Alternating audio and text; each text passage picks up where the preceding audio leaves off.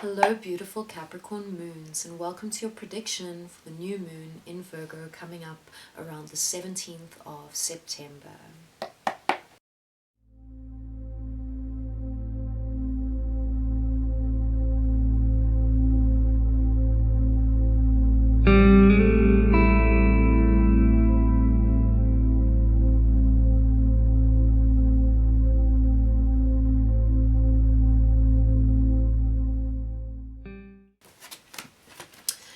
Oh, and this Virgo energy, it's so great for you guys. It's your fellow earth sign. The sun is in Virgo, the moon is moving into Virgo, and many planets are in Capricorn right now, and they're making beautiful trines, which of course is a very healing aspect.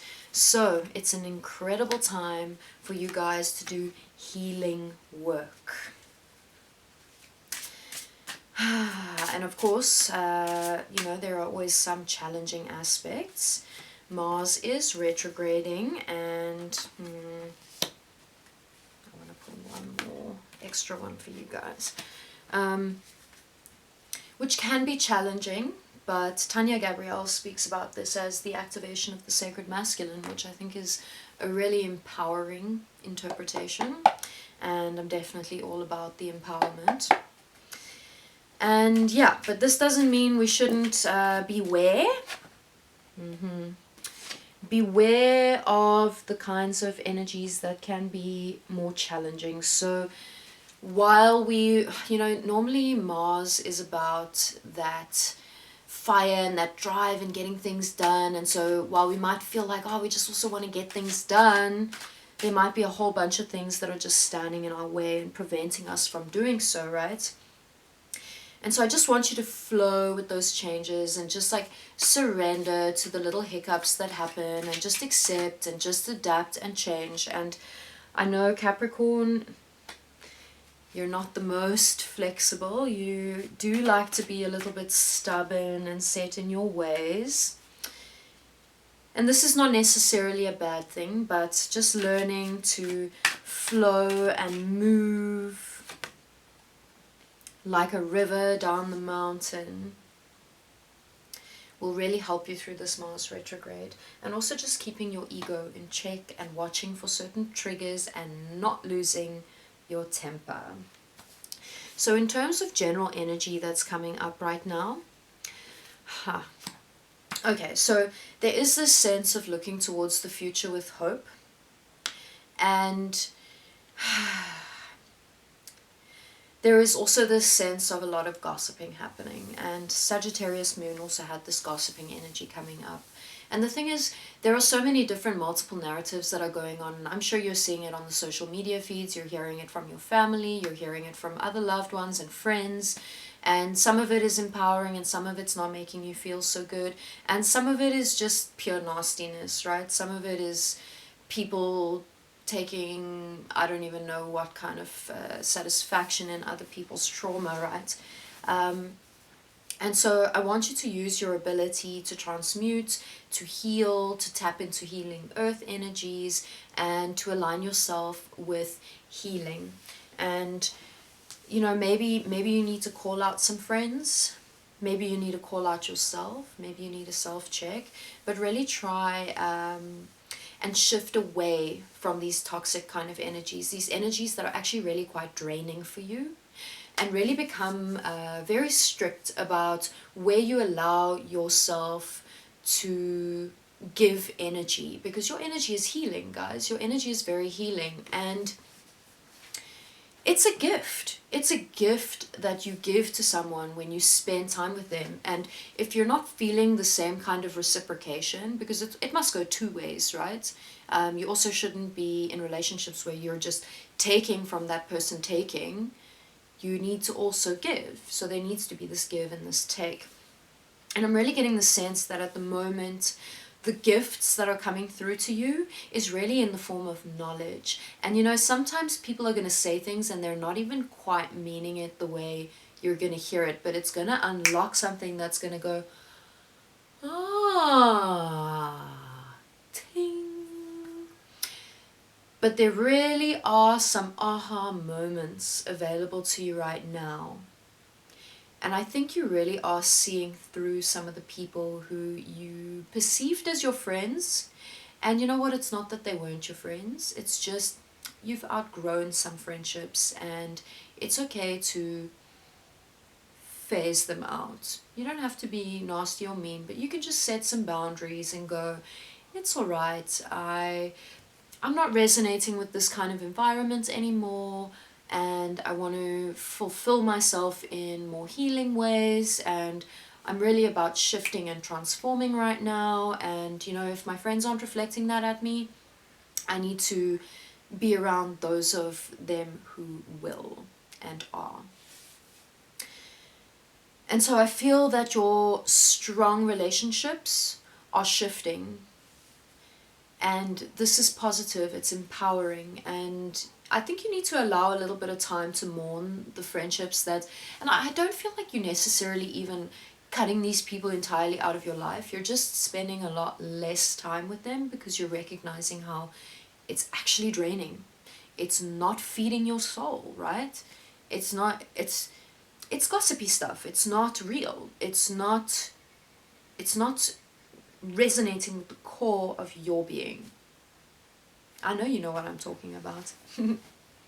So in terms of the energy that's with you as we move towards this new moon, we have the King of Wands with the Nine of Pentacles. And so there is this sense of using your creativity, of using the sacred masculine energies that are available, and of really like mixing in your drive and your passion and like really getting things moving forward in order to work towards this greater vision, this dream that you have. And the thing is, this dream, it's constantly expanding, it's constantly becoming more detailed and shifting and becoming more and more beautiful. And then you meet other people whose dreams overlap with yours, and then you see how the dream slightly shifts because now you're working with this new person. So you're allowing that dream to shift and to change and to mold, and it's becoming bigger and more beautiful, and you're really just seeing how your energy is going into it, and it's blossoming and it's coming. And the thing is, with that Capricorn moon energy, for you guys, it's not like poof, suddenly everything is manifested. It's never going to be like that for you guys. It's one step at a time, and this is very powerful. It's a great way to work because, you know, some people are like poof, and they manifest everything and then it all falls apart because it wasn't necessarily well thought out and they didn't lay down the proper foundations. But you guys are really laying down those really strong, unshakable foundations. And so don't forget the power there is in your pace. And especially now while Mars is retrograding, it's not a time to full steam ahead. It's a time to remember that it's okay for me to take one step and then another step and then another step, and then I have lunch and then I take another step and then oh, oopsie, the power went out. If you're in South Africa, okay, well, maybe I'll have a nap, or maybe it's time for lunch, or maybe I'll phone a friend and catch up. And that's cool too.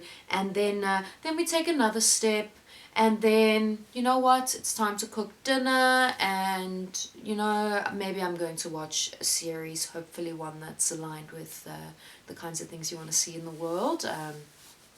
Remember the power there is in like what you're watching, and how this filters into your dream space, and how this filters, like, you literally are what you surround yourself with. So, and that includes series, that includes your social media, that includes what you're following on YouTube, and of course, your friendships. And then in terms of what is happening for you over the new moon, we have the Ace of Wands with the Sun card. And guys, this is just, I mean, it couldn't be a more beautiful new moon Virgo energy for you. It really is so empowering. You really...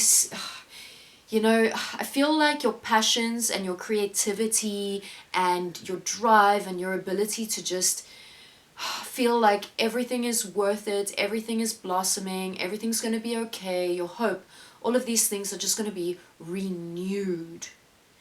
It's just like cleansed. And there's just this new energy coming through.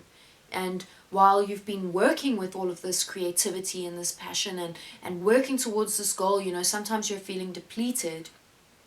And now there's just this amazing renewal, and you just feel this new surge of energy coming through. And again, don't run too quick with it. It's about endurance at this point. And you guys actually really are great at endurance. So just remember, it's about the endurance. It's not about racing to finish. It's about pacing yourself and doing it in a healthy way and putting your health first, putting your healing work first, putting yourself first. And, you know, putting yourself first is not about being selfish, because when you recognize the interconnectedness of like one and all, and that like all is one, right? Then you recognize that what's empowering for you is also empowering for the other, and what's empowering for the other is empowering for you. So if putting yourself first in any way is putting someone else last, then it's actually not putting yourself first. Then you're trapped in an illusion. But yeah, I don't feel like you guys are doing that right now. That's just a warning that must come through, you know. And then paired with the Sun card, the Sun card really is about expansion, joy, happiness, lightness, nourishment, healing, energy. It's really beautiful. Abundance, guys, abundance. I mean, without the sun nourishes our plants, the sun nourishes us, it gives us energy, it feeds us. I mean, there would be no harvest without the sun. The sun is what brings about that harvest. And it's also what brings about that next generation. It's also about cycles. It's also about understanding that, like, you know, we work and then we rest, and then we work and then we rest. So the sun comes up, the sun goes down, the sun comes up, the sun goes down. And so remembering that when we rest, we are going to get up and work again. And when we work, we're gonna go and rest, you know. It's not about staying in one space and overexerting ourselves. That's not what it's about. And then in terms of what is unfolding for you after this new moon, we have the Hermit energy with the Death card. And this is very intense. It's a lot.